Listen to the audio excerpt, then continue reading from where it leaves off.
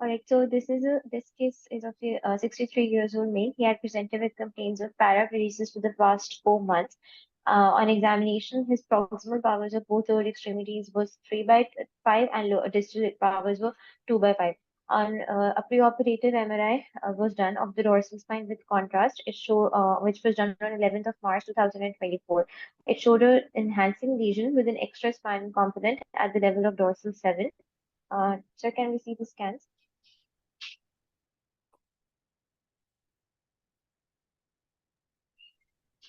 अच्छा, scans में Anam, we can ask Dr. Shayan and Dr. Shumaila also to give their input. Okay, ठीक है sir.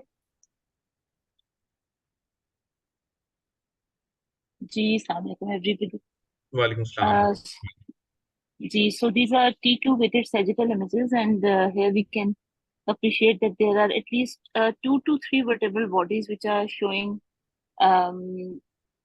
heterogeneous signals, which are punctate kind of signals. Yeah, we can call it a polka dot appearance as mentioned in our books, and these signals are extending in the posterior elements. The vertebral body heights are intact, the end plates are intact, and there is some underlying chord signals at this level. If we look at the first and second image in the second row, so we can appreciate that there is some extension in the extension in the thecal sac, and the last two images in the first row, they also show some intrathecal component. And do we have a T1 weighted sagittal image? I don't think so. We have that. But for marrow, we should always look at the T1 weighted images. You have placed the T2 weighted images. T1 are important in marrow evaluation because T1 is always for anatomy, as I mostly say in my discussions, that for anatomy, you have to look at the T1 weighted images. So marrow is best seen on T1 because it is fatty mostly and it is hyperintense on T1. We don't have T1 sagittal. We only have T2 weighted images. Other than these, there are few similar smaller signals seen in, I think, the lower cervical or upper dorsal vertebra also. Can we go to the next slide? Ji. Anam, do we have T1 अगर हम उनको अपनी screen पे run करना चाहें बात? नहीं sir, T1 नहीं होगा. I don't think so. ठीक. ठीक है. So here we can, these are T2 weighted axial images, and we can re-demonstrate the same heterogeneous signals in the vertebral body. Count नहीं मैं कर सकती because हमने C2 से नहीं cover किया हुआ, but mid dorsal या lower dorsal में इसको broadly कहूँगी. We can appreciate intrathecal component, and there is a paravertebral component on the right side as well. And if we go to the next slide, these are STIR images, T2 fat suppressed images. And here we can see that there are multiple punctate flow voids. And these are showing extension in the posterior elements as well. So since I have seen 2 to 3 similar images with this typical appearance, I've seen few atypical hemangioma. So my first differential in this case was a hemangioma because it does not have, if you go to the next slide also, that is, I think, post-contrast T1. Yeah. So there is intense homogeneous enhancement as if this lesion has a very high vascularity. So if it had been tuberculosis with prevertebral and paravertebral and epidural components, there would have been some areas of, non-enhancing center with peripheral enhancement. But if I look at this, it appears that all of this is enhancing. And the polka dot and striated appearance on axial and sagittal images is also very typical of that. So my first differential was an atypical hemangioma when I looked at this because I've seen 3 to 4 cases with similar signals. It does not look like TB to me. It does not look like infection to me. It does not look like metastasis to me because metastasis mostly does not have this kind of enhancing soft tissue component. And again, I would emphasize that T1 weighted images are very helpful in such cases. So we should correlate with that as well. Right. Okay. Thank you. You're welcome. Dr. Shayan, would you like to add something to the imaging of the first case? No, not really. I think Dr. Shamaila emphasized on T1 weighted imaging because it will help us, narrow down the differential, as hemangiomas are mostly bright on T1 as well, while Mets are low on T1. So it's very important to have look at T1 weighted sequence as well. And Thank you you. also have seen some kind of invasive hemangiomas. Yes, because the type of characteristic Dr. Shamala is emphasizing on is this punctate imaging, polka dot imaging. So, like, it has appearance like that, corduroy appearance on a sagittal image, and then the vertebral body heights are still preserved. There's no compression fracture, and though it is extending into the posterior elements, but the appearance is very typical of an atypical. It's very so much like hemangiomas. Thank you. Anam, And I would just like to add one thing that whenever, as a clinician, you people are looking at images, T1 plus contrast in isolation is useless because these regions can be bright on T1 itself as well, and you will assume that this is showing enhancement on.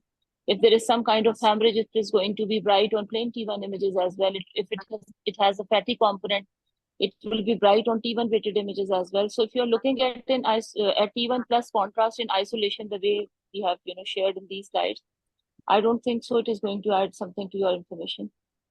That's very important and I think very pertinent point that we should remember as a board also, and for the residents as well, that you should not be looking at T1 plus contrast in isolation. Thank you, Dr. Shumaila. That yes, agree.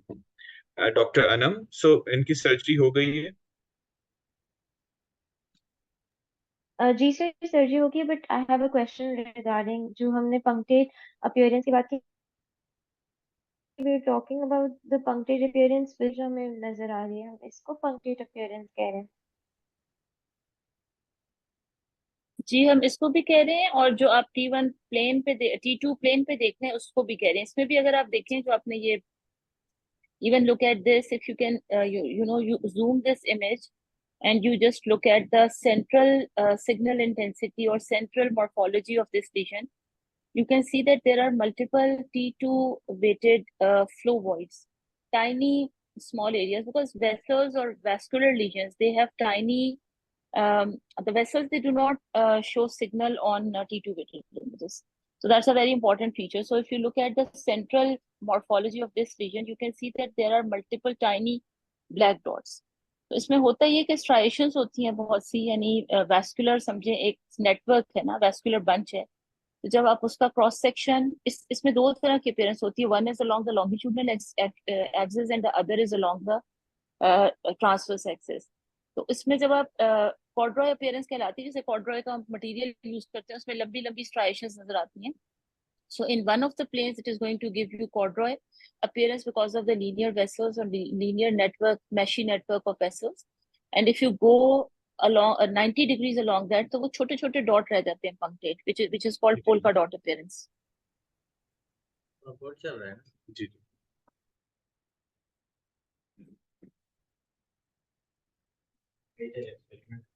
Okay Anam, तो फिर आप please मुझे बताइएगा इनकी अब आगे हम surgery जो है वो हो चुकी है and the histopath was yes sir surgery हो गई इनकी we did a dorsal laminectomy and decompression of the cord we did not attempt to completely take the entire lesion out because during the surgery it was very vascular and was bleeding a lot so we only attempted to decompress the cord and do as much safely as possible and histopath yes it was reported to be an anastomosing hemangioma.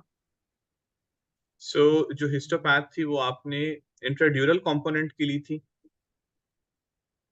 नहीं हम लोगों ने intradural component की नहीं ली थी अच्छा, एक्सट्राड्यूरल सो जो component. Extra जो पैरावर्टिब्रल है उसकी ली थी आपने? जी जी. ओके ठीक है. Okay. I have one question. Didn't the surgeon plan for the pre-operative embolization or status of the vasculature so that the tumor might be removed completely? Sir, no, unlike what Dr. Shamaila said, when we looked at the images and considering his age, our first differential was that this was possibly a metastatic deposit. We did not think of it to be any vascular lesion. We thought of it as a metastatic deposit, and we were working along those lines. We got all the metastatic workup done, which included a PET scan, which included PSA levels, all of which was negative. And because he was showing signs of cord compression, he was paraplegic. At the moment, we directly proceeded towards surgical intervention. We did not think of angioembolization at that point. But what is the neurological status right now? So he's able to walk with support. His powers have improved. So he had proximal powers of 3 and distal of 2. So the proximal powers have improved to 4 now, and distal powers have improved to 3. He's able to walk with support. Is there any oncologist present here? जी sir हमारे साथ doctor मजहर हैं Okay. I think I need because to take comment from him about Okay. radio or chemo regarding this tumor. yeah, it's a benign tumor basically. If it can be resected or embolized, so वो तो is the best. But like in this case, they have just biopsied it almost, and the tumor is very vascular. So we should radiate this area, and the dose would be roughly around the cord tolerance, around 36 to 40 gray.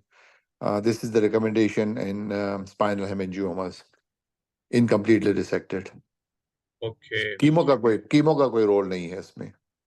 सो हम sir इसको radiation की तरफ जाएंगे या पहले इसको observe कर लें कि इसका क्या है नहीं या नहीं we go for the क्योंकि radiation? completely resected नहीं है तो I think you should go for radiations rather than he becoming again the lesion, because it will grow again and give him symptoms. So the spinal hemangiomas में जो recommendation है वो complete surgery. If that's not possible, then radiation 36 to 40 grey. तो इनको radiation oncologist के पास भेज दें आगा खान में, ताकि वो इस पूरी एरिया को जहाँ जहाँ को नजर आ रहा है उसको अपनी फील्ड में लेके रेडिएट कर दें, and that might help in growing this lesion again. Okay sir, ठीक है, thank you. Doctor, I have a question with Dr. Mazhar. Yeah, ji. That in cases when the hemangioma is not producing any neurological deficit, only most of the time they are present with the back pain, severe back pain. And in that Yeah. very case, nobody recommend radiation therapy. Is it the fruitful for the those patients who has only the severe back pain with the isolated hemangioma undergo for the radiation therapy and improve symptom wise? Actually, उस case में it's a border. If the pain is severe and surgery cannot be done and there's no other option, one can give a trial, because there are benign tumors in which radiation does help in preventing it from growing further and causing more pain. So basically, we have not tried in it, but I'm sure के under a trial that can be done. लेकिन अगर surgery हो सके तो that would be the treatment of choice. and And do mostly you these prefer cases the are not conventional invasive. radiation therapy?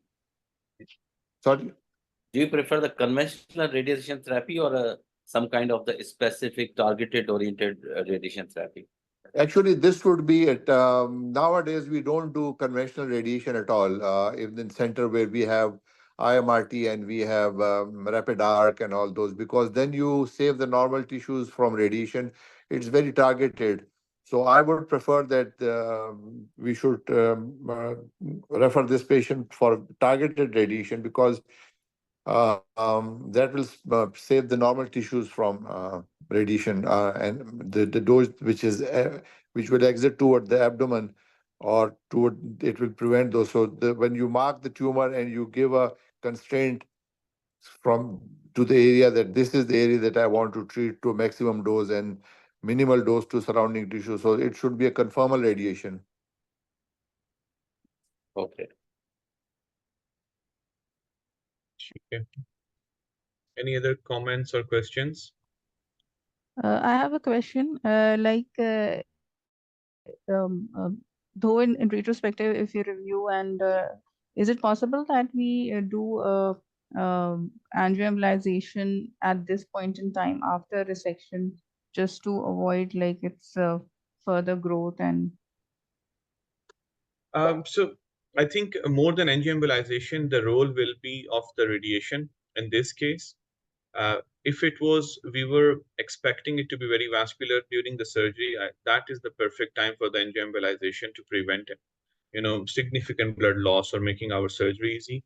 But now for this, I think radiation might be more suitable. That's my opinion. Again, like we also discussed that these are not very common tumors, so we can ask if we have Dr. Maza, what do you think? Any role of angioembolization? I think we should go for radiation because is a more like we know that it will work. The fields would be easily marked, and we'll cover the area nicely as compared to embolization. I think radiation should be because in the literature, I have never seen that after surgery embolization has been done. They are referred if it's incomplete resection, they are referred for radiation. Any other question? Okay, good. So we are recommending radiation for the residual disease. Yeah. So we'll go to the next case. Dr. Hamid will be presenting from Mohammed Teaching Hospital, Peshawar. Dr. Hamid, आप unmute कर दें, थोड़ा सा हमें बता दें so that we can start the discussion.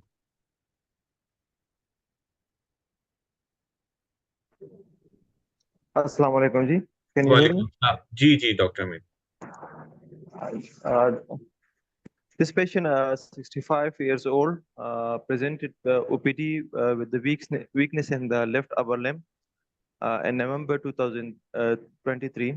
MRI brain done, which shows right parietal space occupying lesion. The patient were advised surgery, but due to some family issues, he present late after 3 months with the weakness in the left upper and lower limb.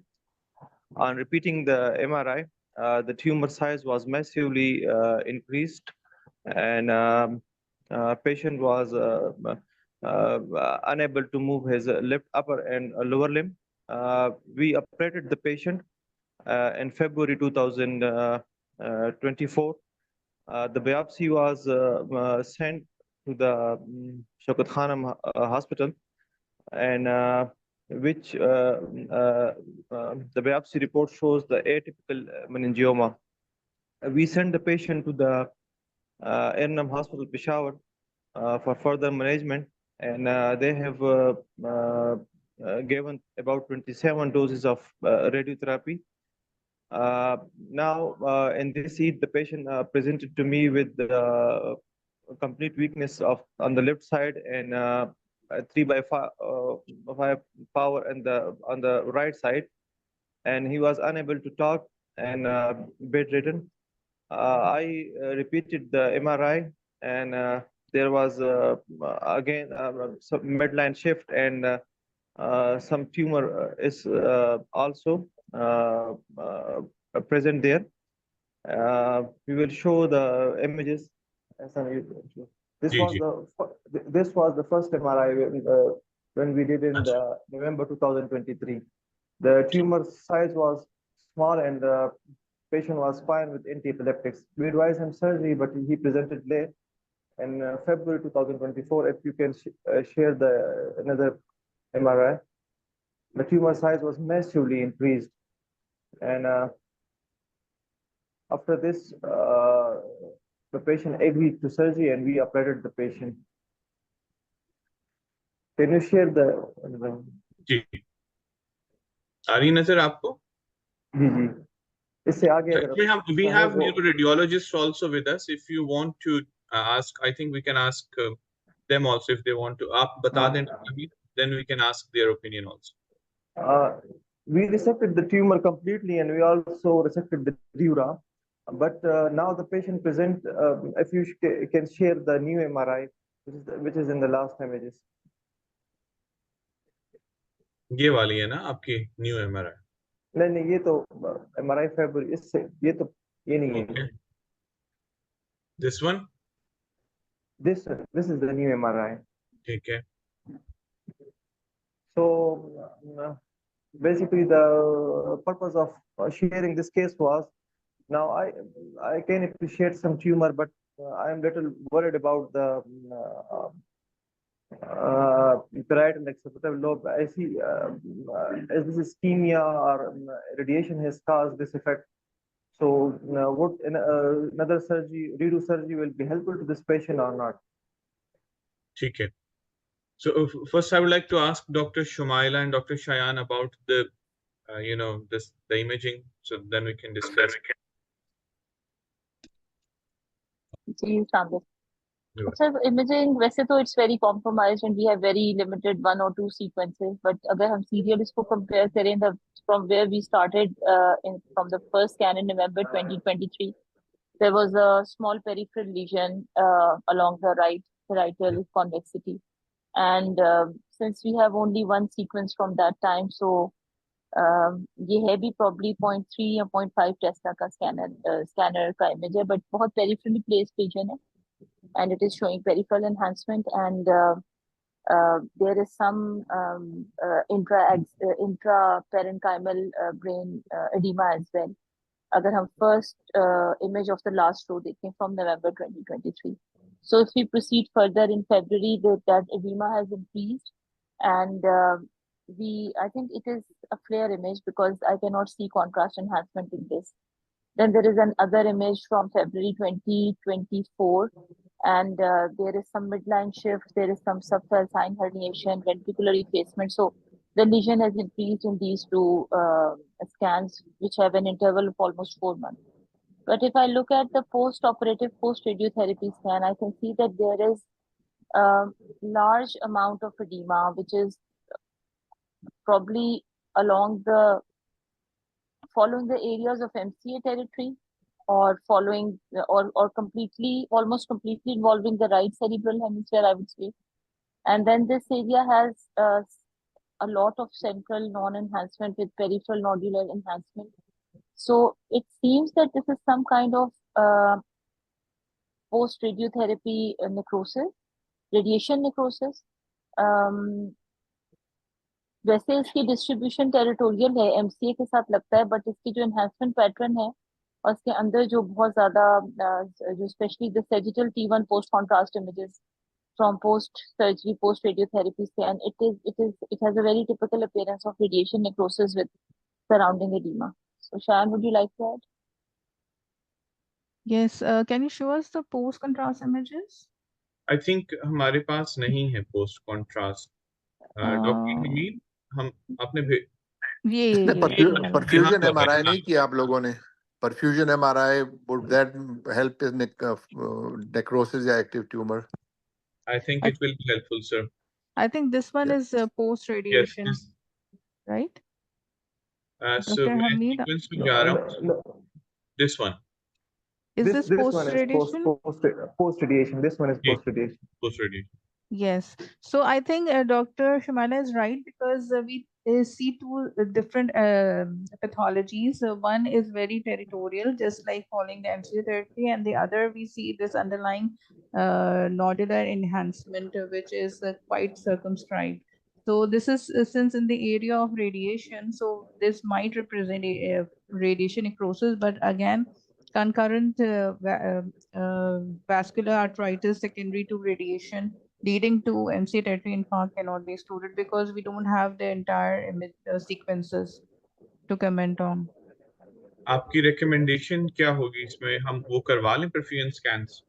Yes, that will be helpful. Dr. Shumaila, आप Yes, this is what is written in literature, that with the help of MR perfusion, MR spectroscopy and PET, ये तीनों चीजों का role लिखा हुआ है, combined role लिखा हुआ है इनका लिटरेचर में, to look at the basically recurrence तो है ही नहीं ना, क्योंकि primary lesion का तो ये behavior ही नहीं था. Primary lesion was a meningioma, it was not a glioblastoma कि हम ये परेशान हो के ये इसके अंदर जो है वो GPM या कुछ है. Primary lesion was a different entity, although it was atypical meningioma, but ये तो बिल्कुल intraparenchymal nodular enhancement है, necrosis है, central peripheral बहुत ज़्यादा edema है. So I think इसमें तीनों चीजों का रोल है, perfusion, spectro और PET. आपके पास जो आपके सेंटर में whatever is available with you, probably perfusion is not available in every center, so you can send the patient for some good center where they can perform perfusion and they can perform spectro as well. उससे definitely help होगी patient. तो doctor Hamid का जो सवाल था वो था कि ischemia versus radiation necrosis, so maybe we are more tilting towards radiation necrosis, but the same thing can cause ischemia as well. That's what Dr. Shayan you also mentioned, right? Yes, radiation arthritis can lead to ischemia. So Yeah. even the perfusion will answer both the queries. Okay. I think they can go to Peshawar Shaukat Khan. They probably have a MRI perfusion. Okay. Dr. Mazhar, so We also let's have in take- Khyber Teaching Hospital. Okay. sorry, Dr. Sajjad, which one? It's also available in Khyber Okay. Teaching Hospital, Peshawar. Okay. Okay. Okay. Thank you. Get it done. Yeah. Hassan, you were asking something. जी sir, मैं पूछ रहा था कि let's say if it comes out to be the radiation and necrosis, so what will be your recommendation with the midline shift and patient, I think the KPS is not good. That's what I have. I'll just put this patient on. अगर यही है तो I think only at this stage necrosis के लिए तो steroids और edema को लिए steroids ही start किए जा सकते हैं. I think nothing else. And कोई Avastin का रोल है सर हमारे पास जिसमें अभी तक कोई इस तरह का I establish? don't know कि radiation necrosis में Avastin का कोई रोल है. Okay, ठीक है. So Dr. Hamid, so any questions? आप कुछ पूछना? I think Dr. Riaz हैं, वो surgery के बारे में भी आपको बता सकते हैं. If you want to ask anything, Dr. Hamid, please. What any other I'm questions just to ask? only concerned about the midline shift. I have put the patient on steroids and monitor, and I'm seeing the patient is little bit improved. But what about the midline shift? What dose are you using the steroids? What is the dose of dexamethasone?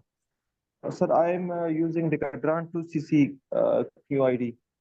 No, 2 cc का मतलब नहीं, in milligrams. 2 milligrams आप use करें? Yes. That's very low dose. That's not No, enough not the dose. 2 You should- milligram, but the 8 milligram. 4 milligram is the 1 cc. Yeah. He's talking about the 2 cc. It means the 8 milligram. 8 milligrams. So you should start him on 8 milligrams Q 8 hourly and then tailor it down after 2 or 3 days to twice a day and then come to 6 milligrams. So it will be a slow, gradual, but he needs steroids, pretty high dose in the initial stages. So make sure that your milligrams are fine, correct. At least 8 milligram, 8 hourly. So to simplify, you are recommending 8 milligram like twice almost, right? Starting from that dose, and when the patient Then we gets a taper bit it better, down. then taper it down, yeah. Along with In PPI 72 covered. hours. After 72 hours, we can start to taper down the steroids. Yeah. 8 milligram, 8 hourly is pretty high dose. Normally, for brain edema, when patient come with recurrences or with brain edema after radiation, we start them on 8 milligram, 12 hourly.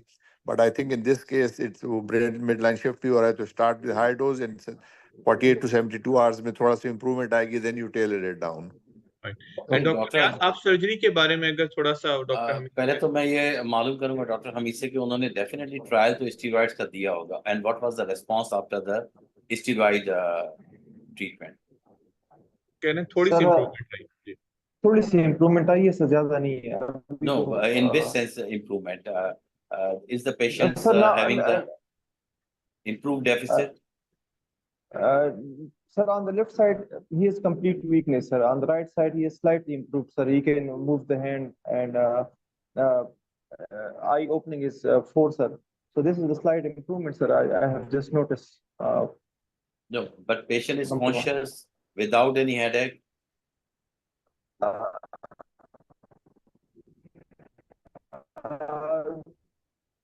Sir, patient is not conscious. He can just open his eyes and move his right hand. Doctor Hamid He is voice unable is to talk, interrupted आप GCS अगर हम doctor Hamid एक अंदाजा आवाज आपकी साफ नहीं आ रही लाइक इट्स लाइक जीसीएस 10 12 जी जी मेरे ख्याल में सिग्नल का इशू है.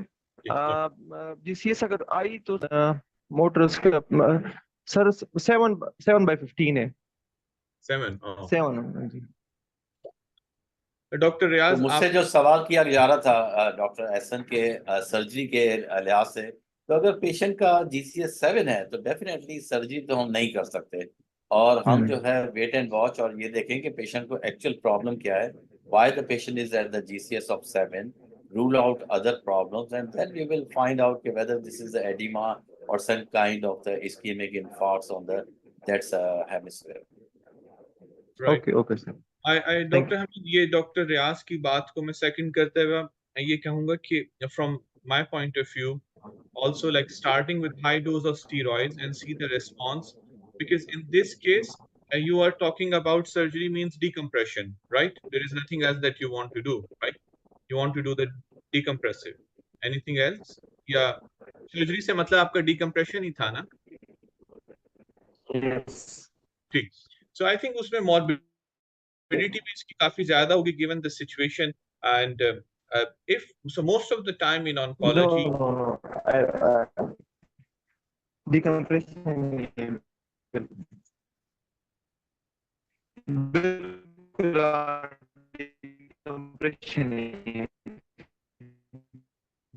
डॉक्टर मीन आई थिंक हमें सिग्नल्स की वजह से आपकी आवाज साफ. डॉक्टर सजाद, आप कुछ कहना चाह रहे हैं प्लीज?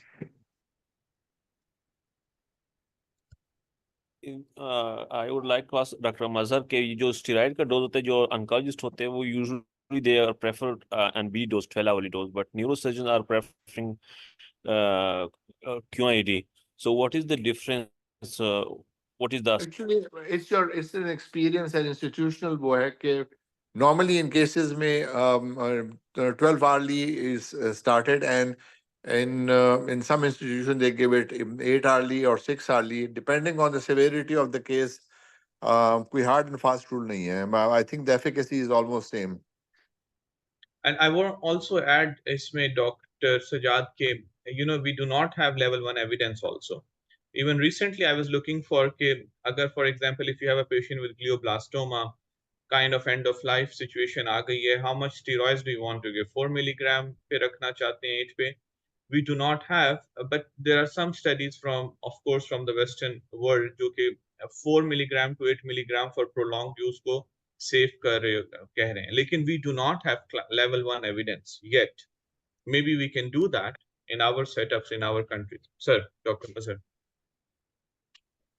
Yeah, actually, patient हमारे center में Shaukat Khan, we start them on high dose in cases like this when they come with edema and you are not sure there's a tumor or what, and then we see the response and trail it down, because we would not like to leave them on very high dose of steroids.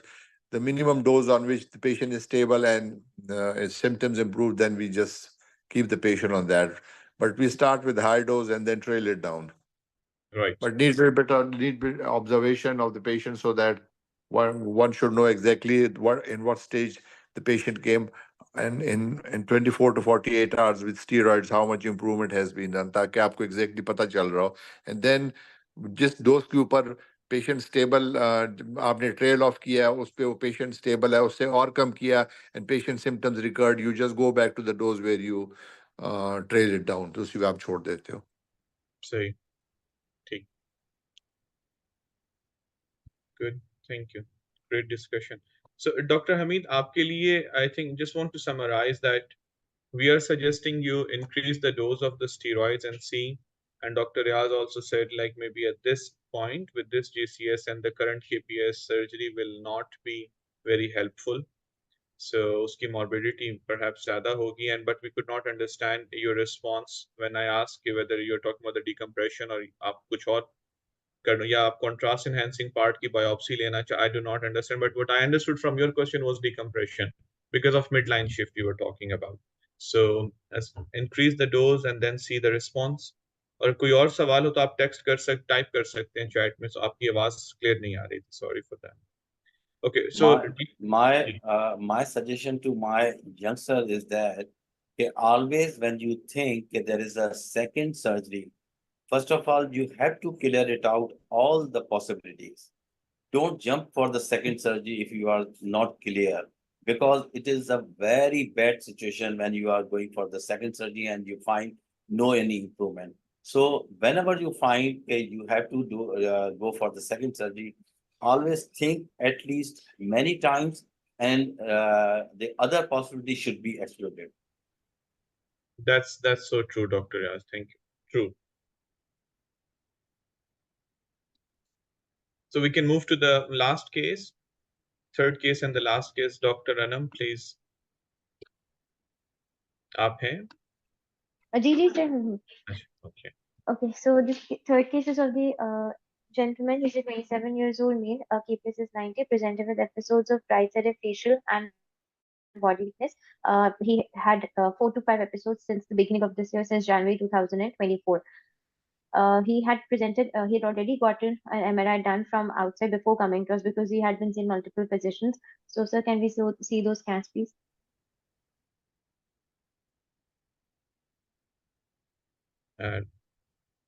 Dr. Shumaila. These are T2 weighted sagittal images, and here we can appreciate that in the base of skull, in the pre-pontine region, there is a heterogeneous signal intensity area, which is causing compression on the brainstem. It is extra-axial in location. And I can see that this is involving the posterior surface of clivus. It is kind of there's a sign called thumb sign, which is seen in clival lesions, that a thumb-like lesion is arising in this region and compressing the pons. So it looks to be a clival lesion, because if you look at the first and second image in the second row, you can see that the posterior surface of clivus cannot be separately seen from this lesion. And the sella and pituitary appears to be normal, although it is compressing them, displacing them superiorly. But it does not seem to be arising from the stellar or suprasellar region. Can you show me the next slide? So on post-contrast T1 weighted sagittal images, there is enhancement in this lesion, and फिर से वही बात है कि मेरे पास T1 plane नहीं है, so I'm just looking at post-contrast and presuming that it is hypointense on T1. There is some heterogeneous enhancement in this. Again, the posterior surface of clivus cannot be separately seen. It is causing significant compression on pons and midbrain, and the pituitary can be seen clearly. The infundibulum can be seen clearly. If you look at the last image in first row, you can appreciate that there is infundibulum and pituitary gland and optic chiasma. They are seen separate from this lesion. And do you have any other images? So it's almost more or less the same, these which you're showing. I think a little more towards center. So same findings I can appreciate. Any more images? Dr. Anam? नहीं, आप axial दिखा दीजिए post contrast. Okay. Axial. Ji. So again, the lesion is causing significant pressure on pons, and it is displacing the optic chiasma. Minimally, it is the paranasal sinuses appear clear. So I will call this a clival lesion. Clival lesions के differentials में chordoma, chondrosarcoma. It is not the age group. Patient is 27, so I will not consider chondrosarcoma. इसके अलावा यहाँ पे basically तो यहाँ पे यही lesions होते हैं. Midline lesions में तो first number पे chordomas ही आते हैं, जो कि extremes of आपको clivus पे मिलते हैं या फिर दूसरे end of sus पे मिलते हैं notochord के. So I will consider this as chordoma. Dr. Shayan, please. Yes, the epicenter is, of course, in the midline, and since it is involving part of the clivus, and then the soft tissue component is extending posteriorly and causing pressure effect on the pons and basilar artery, and the patient also has cranial nerve palsies. So, the overall appearance is very much favoring chordoma. But again, the other differentials should also be kept in mind, like chondrosarcoma, but those are mostly off midline in the petro-occipital sulcus, and then another differential is meningioma as well.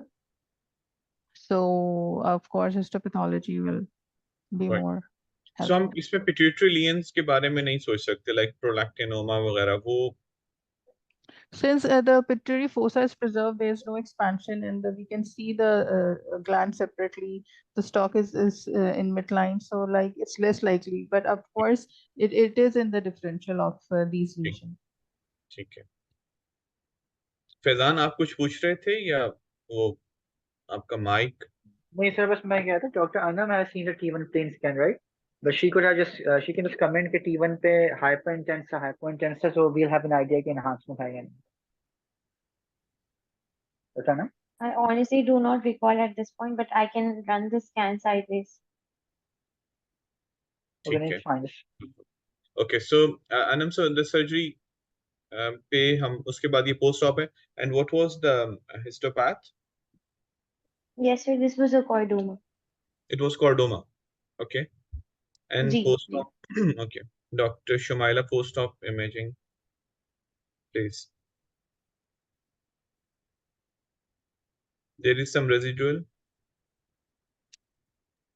On T2 weighted axial images, I can just see CSF-like signals. I would like to look at T1 post-contrast images. अच्छा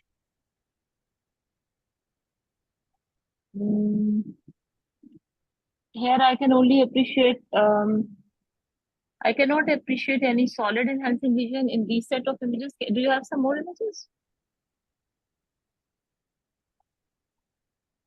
So there is just brachymeningeal post-contrast enhancement, which is secondary to intervention. And on these sagittal T1 post-gadolinium images, I cannot see any definite Residual. solid enhancing lesion to suggest residual. There is Okay. just CSF containing cavity and there is just diffuse smooth brachymeningeal enhancement, which is secondary to previous surgery. I cannot see any solid lesion as such. Dr. Shayan, what about your thoughts कि आपको कहीं पे residual महसूस हो रहा है Not compared to pre-op imaging, we do not see any significant enhancement in that region. But of course, along the posterior aspect of clivus, we cannot exclude a small residual. ठीक है Yeah. ठीक So I'm a bit interested in regarding the operative findings. operative findings Anam operative findings So unfortunately, I was not scrubbed in this case. anyone Zenith हमारे case pass was अभी scrubbed. कोई है team में जो इस case में scrub था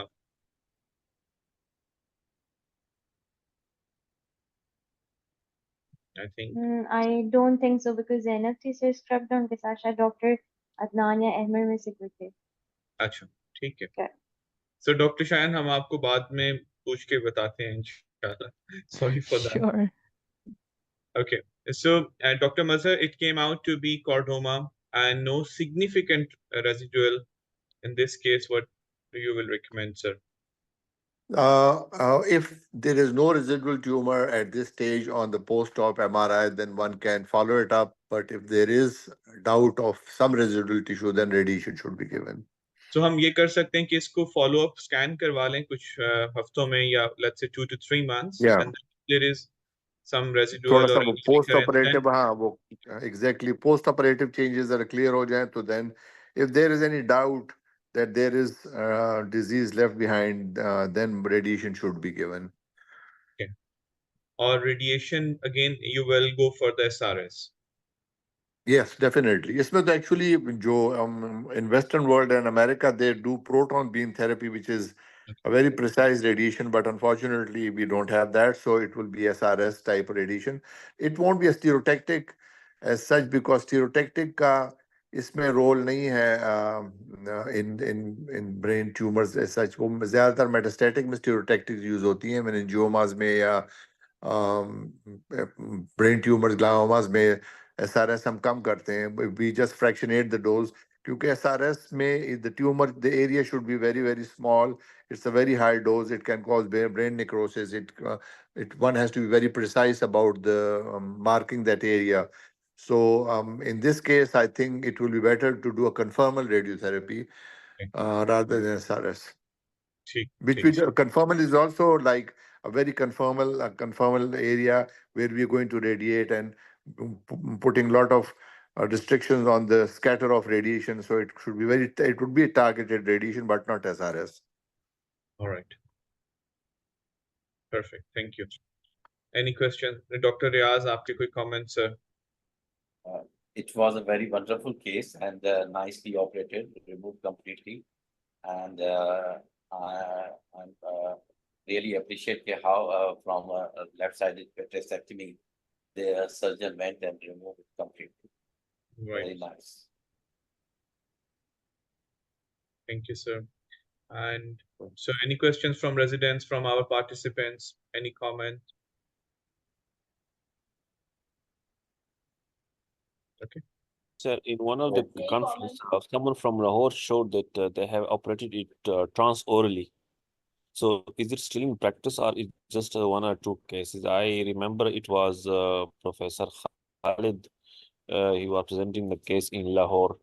So what is your take on this? That should be done transcranially or transorally possible or not? And have anyone practice it or not? So Dr. Sajjad, I have a in my limited experience, I have not done any transoral procedure, and I would rather avoid also. But one reason I'm not well trained, I would say, in transoral procedures, and I think kind of psychological थोड़ा सा वो trauma भी जो मरीज को होता है sometimes because of that. So I mean that's my opinion. So I would not opt for transoral, but Dr. Riaz can say. Yes, it was the practice before the endoscopic techniques came. And I think nowadays it is totally endoscopic and it's very easy. If you are going from the endonasal technique and below the sella, you can go and remove the clavus, but it's again difficult. You have to drill the bone up to a point where it would be a very a large lengthy procedure, because drilling the bone is a time-consuming procedure. So I think the procedure which he used as a transcranial was better, but though it was a lengthy. But the skull-based surgeons who are doing, like the Amin Kasam and the other people are also in India who was doing with a transnasal endoscopic approach. So this is where that is very safe and near, and you can also remove the tumor from that approach. Right. And for the endoscopic procedures, where you want to get to this level, again, in my humble opinion, one should sorry, now one should start with the pituitary tumors, more midline, not going extending a lot, laterally, become more comfortable, and then so I personally think like working with our ENT colleagues is amazing. They make your lives much easier. And so I know, like, being a surgeon, we would like to learn everything, which is great, and we should. But just giving my tips and these things to Dr. Sayed, since you asked this question, so that will make many things easier for you, and then slowly and gradually going to other clival uh, lesions, and then even the anterior skull base if you want to. But this was done transcranially, going from lateral skull base also. So that's also, I think, it's like 360 is becoming more of a, not a fashion, I would say. It's now required, like, for all of us, the neurosurgeons, to be comfortable skull base in a 360. Like, you can plan your surgery from different angles, from different approaches, and that improves the safety of the patient, also your outcomes as well in terms.